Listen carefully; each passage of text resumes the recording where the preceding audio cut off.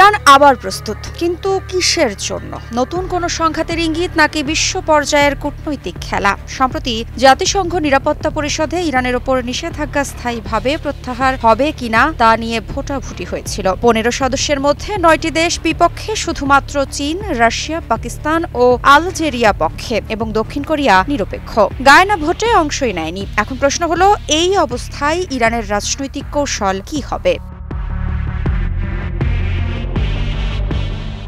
ইরানের প্রেসিডেন্ট স্পষ্ট করে বলেছেন, স্ন্যাপব্যাক দিয়ে তারা আমাদের পথ বন্ধ করতে চাইছে, কিন্তু মানুষই পথ খুঁজে বের করে। তিনি আরো বলেন, নাতানস বা ফোর্দো হামলা চালানো যেতে পারে, কিন্তু মানুষই তা নতুন করে গড়ে তুলবে। যেখানে গত জুনে যুক্তরাষ্ট্র ও ইসরায়েল বিমান হামলা চালিয়েছিল ইরানের নাতানস এবং ফোর্দো পারমাণবিক স্থাপনায়, এটি কি ইঙ্গিত দিচ্ছে ইরানের প্রতিশোধ বা পুনর্বহাল কৌশলের দিকে?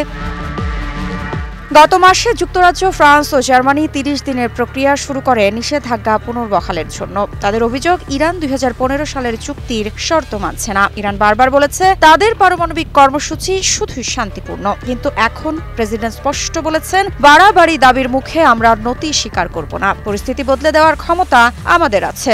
এখন প্রশ্ন, বিশ্ব কি ইরানের স্থিতিশীলতা মোকাবিলা করতে পারবে?